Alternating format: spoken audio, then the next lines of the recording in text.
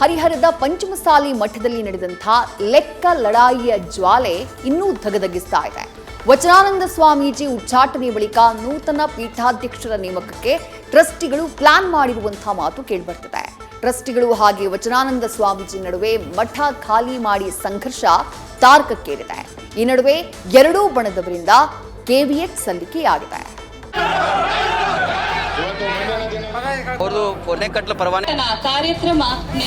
ಹರಿಹರದ ಪಂಚಮಸಾಲಿ ಪೀಠದಲ್ಲಿ ವಚನಾನಂದ ಸ್ವಾಮೀಜಿ ಹಾಗೂ ಟ್ರಸ್ಟಿಗಳ ನಡುವೆ ಆಂತರಿಕ ಸಂಘರ್ಷ ಮಠದ ವಾತಾವರಣವನ್ನ ವಿಷಮ ಸ್ಥಿತಿಗೆ ತಳ್ಳಿದೆ. ಮಠದ ಆಡಳಿತದಲ್ಲಿ ಹಳಿ ತಪ್ಪಿದ ಲೆಕ್ಕಾಚಾರ ಸಮರಾಂಗಣವಾಗಿಸಿದೆ. ಒಂದ್ ಕಡೆ ಹಲ್ಲೆ, ಹೈಡ್ರಾಮಾ, ವಚನಾನಂದ ಶ್ರೀಗಳ ಉಚ್ಚಾಟನೆ, ಮತ್ತೊಂದೆಡೆ ಪಂಚಮಸಾಲಿ ಪೀಠದ ಘನತೆ, ಗೌರವಕ್ಕೆ ಚ್ಯುತಿ ತಂದಿದ್ದು ಭಕ್ತರ ಆತಂಕ, ಗೊಂದಲಗಳ ಮಳೆಗರೆದಿದೆ.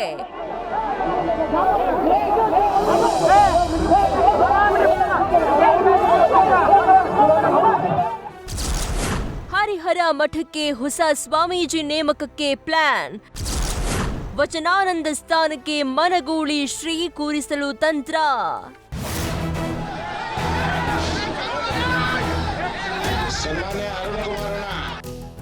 ದಾವಣಗೆರೆಯ ಹರಿಹರ ಪಂಚಮಸಾಲಿ ಮಠದಲ್ಲಿ ವಚನಾನಂದ ಸ್ವಾಮೀಜಿ ಉಚ್ಚಾಟನೆ ಬೆನ್ನಲ್ಲೇ ಹೊಸ ಸ್ವಾಮೀಜಿಯ ನೇಮಕಕ್ಕೆ ಪ್ಲಾನ್ ನಡೀತಾ ಇರುವ ಮಾತು ಕೇಳಿ ಬಂದಿದೆ. ಮನಗೂಳಿ ಮಠದ ಅಭಿನವ ಸಂಗನ ಬಸವ ಸ್ವಾಮೀಜಿಯನ್ನ ಮುಂದಿನ ಪೀಠಾಧ್ಯಕ್ಷರನ್ನಾಗಿ ಮಾಡುವ ಸಾಧ್ಯತೆ ಇದೆ. ನಿನ್ನೆ ಲೆಕ್ಕ ಕೊಡುವ ಕಾರ್ಯಕ್ರಮದಲ್ಲಿ ಮನಗೂಳಿ ಮಠದ ಅಭಿನವ ಸಂಗನ ಬಸವ ಸ್ವಾಮೀಜಿ ಪ್ರತ್ಯಕ್ಷರಾಗಿದ್ದು ಆ ಮಾತಿಗೆ ಇಂಬು ನೀಡಿದೆ. ಸದ್ಯ ವಿಜಯಪುರ ಜಿಲ್ಲೆ ಮನಗೂಳಿ ಹಿರೇಮಠದ ಪೀಠಾಧಿಪತಿಯಾಗಿರೋ ಸಂಗನ ಬಸವ ಸ್ವಾಮೀಜಿ ಲೆಕ್ಕ ಕೊಡುವ ವೇಳೆ ಉಪಸ್ಥಿತಿಯಿಂದ ಅಂಥದ್ದೊಂದು ಸಂದೇಶ ರವಾನೆಯಾಗಿದೆ. ವಚನಾನಂದ ಸ್ವಾಮೀಜಿಗೆ ಪೀಠ ಬಿಡಿಸಿ ಬಸವ ಶ್ರೀಗೆ ಪಟ್ಟ ಕಟ್ಟುವ ಪ್ಲಾನ್ ನಡೆದಿದೆ ಎನ್ನಲಾಗಿದೆ.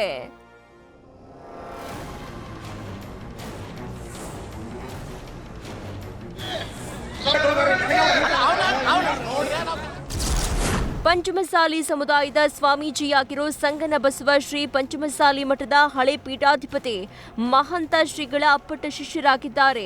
ಪಂಚಮಸಾಲಿ 3ನೇ ಪೀಠದಲ್ಲಿ ಕಾರ್ಯದರ್ಶಿಯಾಗಿ ಬಸವಶ್ರೀ ಕೆಲಸ ಮಾಡ್ತಾ ಇದ್ದು ವಿಜಯಪುರದಲ್ಲಿ ಸಾಕಷ್ಟು ಹೆಸರು, ಜನಪ್ರಿಯತೆ ಗಳಿಸಿದ್ದಾರೆ. ಇನ್ನು ಧಾರ್ಮಿಕ ವಿಚಾರ, ವಾಕ್ ಚಾತುರ್ಯ, ನಡೆ ನುಡಿ ವಿಚಾರದಲ್ಲಿ ಸ್ವಾಮೀಜಿಗೆ ಒಳ್ಳೆ ಹೆಸರು ಇದೆ.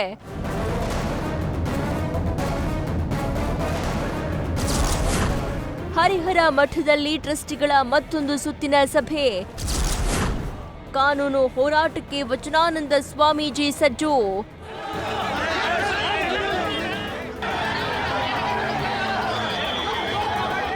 ನಿನ್ನೆ ಭಾರಿ ಹೈಡ್ರಾಮಾ ನಡೆದ ಬಳಿಕ ಟ್ರಸ್ಟಿಗಳು ಮತ್ತೊಂದು ಸುತ್ತಿನ ಸಭೆ ನಡೆಸಲಿದ್ದಾರೆ ಎನ್ನಲಾಗಿದೆ.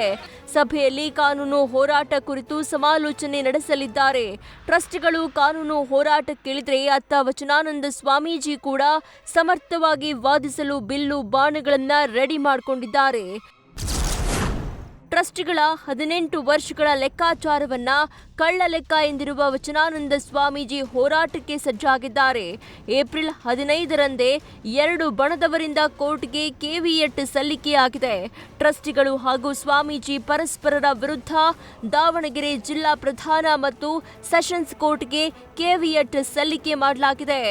ನೋಟಿಸ್ ನೀಡದೆ ಏಕಪಕ್ಷೀಯ ಆದೇಶ ತಪ್ಪಿಸಲು ಮುಂಜಾಗ್ರತಾ ಕ್ರಮವಾಗಿ ಕೆವಿಎಟ್ ಸಲ್ಲಿಸಲಾಗಿದೆ. ಒಟ್ಟಾರೆ ವಚನ ಪಠಣ ಆಗಬೇಕಿದ್ದ ಜಾಗದಲ್ಲಿ ಕಿತ್ತಾಟ, ಕೂಗಾಟ, ಬೈಗುಳ, ಹಲ್ಲೆ, ಹೈಡ್ರಾಮಾಗಳು ನಡೆದಿವೆ. ನಾಡಿನ ದೊಡ್ಡ ಸಮುದಾಯಗಳಲ್ಲಿ ಒಂದಾಗಿರುವ ಪಂಚಮಸಾಲಿ ಪೀಠದಲ್ಲಿ ಒಳ ಜಗಳ ಬೀದಿಗೆ ಬಂದಿದ್ದು ಕಾನೂನು ಹೋರಾಟದಲ್ಲಿ ಯಾರಿಗೆ ಜಯ ಸಿಗುತ್ತೆ ಅಂತ ಕಾದು ನೋಡಬೇಕಿದೆ. Mahadev, news first, Davangere. News first ನಿರ್ಭೀತಿಯಿಂದ ನಿಮ್ಮ ಪರವಾಗಿ.